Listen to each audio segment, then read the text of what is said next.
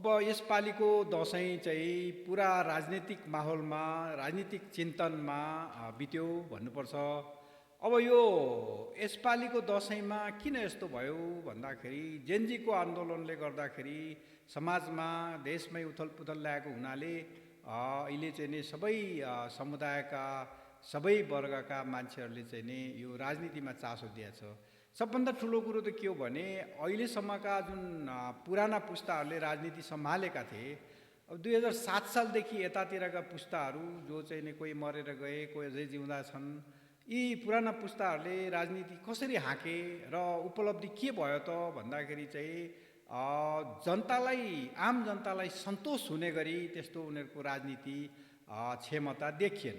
त्यसै कारणले अब यो युवा पुस्ताहरू देश छोड्ने, निराश हुने र रोजगारीको लागि यहाँ रोजगारी नपाएर विदेशिने, कोही पढाइको बहानामा विदेशिने, नफर्किने, उतै रोजगारी खोज्ने, उतै हराउने यो चाहिँ नि प्रवृत्ति थियो।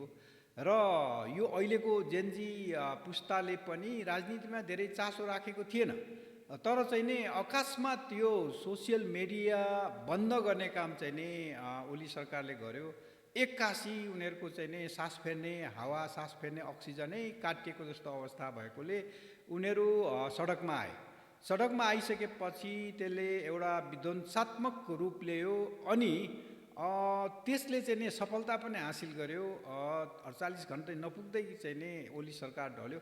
त्यसले गर्दाखेरि यो जेनजी पुस्ता पनि राजनीतिमा अकस्मात देखा पर्यो। अब यसले चाहिँ नि एउटा राम्रो सन्देश के दिएको छ भने यो बुढा पुस्ताहरू भन्दा यो नयाँ पुस्ता जुन छ, यी नयाँ पुस्ताले चाहिँ राजनीतिमा केही गर्न सक्ने आशाहरू पलाएको छ। कारण के हो भने अब यो सबै नीतिको मूल नीति त राजनीति हो। यो राजनीति भनेको एउटा चाहिँ नि कृषकले, कृषिमा लागेकोले अथवा एउटा शिक्षामा लागेको प्रोफेसर शिक्षकले अथवा एउटा चिकित्सकले, यो एउटा चाहिँ नि विभिन्न वर्ग समुदायले एउटा एउटा विधामा काम गर्ने मान्छेहरूले चाहिँ मात्रै देश बन्दैन। सबै नीतिको मूलनीति, सबै नीति सपार्ने हो भने त राजनीतिमा आउनु पर्थ्यो र सक्षम चाहिँ समुदाय चाहिँ राजनीतिमा आउनु पर्थ्यो। तर राजनीतिमा वितृष्णा थियो र पुरानो पुस्ताले चाहिँ नि राजनीति भनेको त यो गुलामी गर्ने रहेछ, विदेशीहरूको शक्ति केन्द्रको चाकरी गर्नुपर्ने कुरा पो रहेछ भन्ने जस्तो किसिमको चाहिँ नि यो प्रतिबिम्बहरू उनीहरूले आफ्नो चाहिँ यो इतिहासमा त्यस्तो देखाएको कारणले गर्दाखेरि मान्छे निराश हुने, राजनीति भनेको त खत्तम रहेछ, राजनीति त फटाहरूले गर्ने काम रहेछ, राजनीति त कतैतिर पनि कुनै पेसामा पनि सफल नहुने मान्छेहरूले गर्ने रहेछ भन्ने जस्तो चाहिँ नि यो भान चाहिँ नि परेको थियो। तर त्यसो होइन। खासमा राजनीतिमा राजनेता आएको भए यस्तो हुँदैन थियो। 7 सालदेखि यतातिर हामीले हेऱ्यौँ भने, 7 सालको इतिहास हेऱ्यौँ भने 7 सालको राजनीतिक प्राप्ति जुन लक्ष्य थियो, 7 सालमा जुन जनताको आकाङ्क्षा थियो, इच्छा थियो, राजनीतिक लक्ष्य पुरा गर्नुपर्ने चाहिँ उद्देश्यहरू थियो, त्यो चाहिँ पुरा भएन। अहिले पनि हामी त्यही मोडमा छौँ। अब अहिले र त्यस बेलाको हालत हेर्ने हो भने 2007 सालमा 103 वर्षसम्म शासनमा रहेको जहानिया राणा शासनको अन्त्य जनताले गरे। किनभने जनताको लागि उनीहरूले काम गरेका थिएनन्। आफ्नो लागि, आफ्नो समूहको लागि, आफ्नो परिवारको लागि मात्रै राजनीति गर्थे। जनताहरू बिचाराहरू बेहाल अवस्थामा बाँचेका थिए। कोही रोगले मरेका थिए, कोही भोकले मरेका थिए, गरिबीमा पिल्सिएका थिए। अब त्यो चाहिँ त्यस्तो किसिमको अवस्थालाई फाल्नको लागि 2007 सालमा क्रान्ति भयो। त क्रान्ति त सफल भयो, तर भारतको चाहिँ नि सहकार्यमा, भारतको चाहिँ नि पहलमा दिल्लीमा गएर सम्झौता भयो। त्यसले गर्दाखेरि राणा मोहन शमशेर जुन छ उसैलाई चाहिँ नि प्रधानमन्त्री, अन्तरिम सरकारको प्रधानमन्त्री बनाइयो। अब यो चाहिँ सम्झौता थियो। अब त्यो सम्झौता नै गलत थियो, ऐतिहासिक भुल थियो। किनभने त्यसपछि राणा शासनै कायम भयो।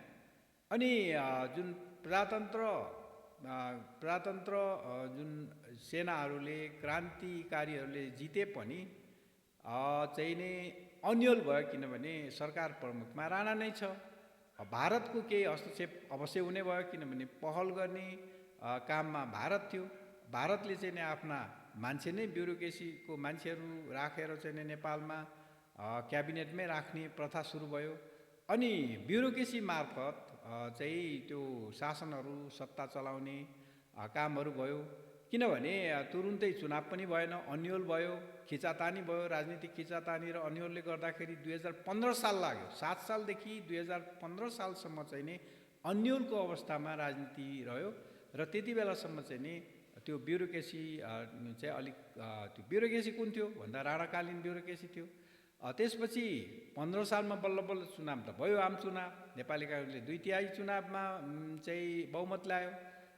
15 सालमा चाहिँ नि बिपी कोइराला चाहिँ प्रधानमन्त्री भयो। तर ब्युरोक्रेसी आफ्नो नभएको कारणले गर्दा, सेना आफ्नो नभएको कारणले गर्दाखेरि 1.5 वर्षमा चाहिँ नि राजाले फेरि सत्ता चाहिँ नि हत्यायो, कु गर्यो अनि पञ्चायत शासन ल्यायो। त्यो पञ्चायत शासनभरि पनि दरबार र पञ्चहरू शक्तिशाली भए र चाहिँ नि ब्युरोक्रेसीले चाहिँ नि चलायो। त्यसपछि त्यो ब्युरोक्रेसी जुन राणाकालीन ब्युरोक्रेसी नै थियो, अब त्यसले जनताको काम त गर्ने नै भएन। अब चाहिँ नि 46 साल आयो, मान्छेको अवस्था जस्तो पहिला थियो राणाकाल त्यस्तै नै रह्यो। आम जनताले चाहिँ नि फेरि क्रान्ति गर्नु पर्यो।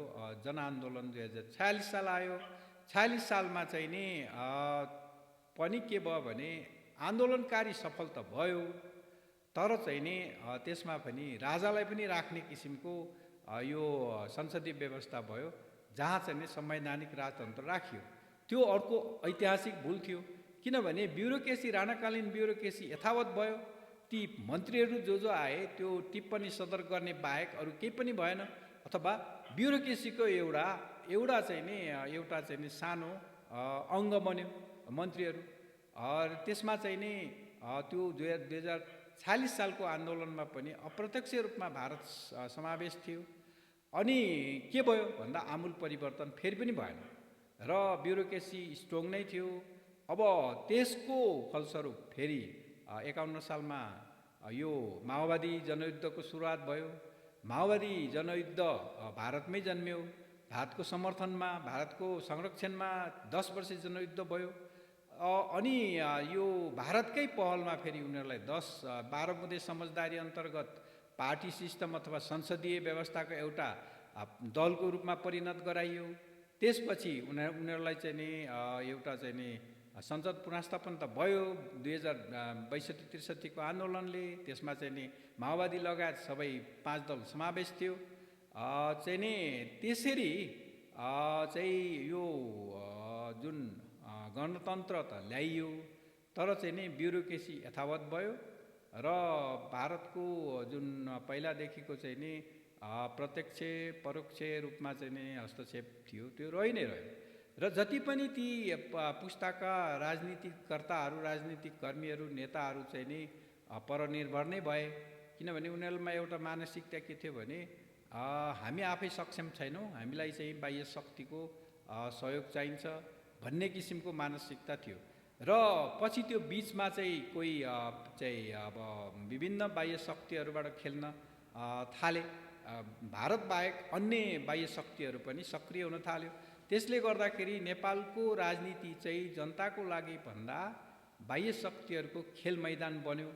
अब अहिले चाहिँ नि हामी सबै निराश भइसकेको अवस्थामा नयाँ पुस्ताले जुन चासो देखायो, त्यही पनि अप्रत्याशित रूपमा यो सोसियल मिडिया बन्द गरेको बहानामा जब उनीहरू राजनीतिमा आए, तब अब यो नयाँ जेनेरेसन चाहिँ जेनजी जेनेरेसन चाहिँ अब चाहिँ नि यो परनिर्भर हुँदैन भन्ने हामीलाई लाग्छ।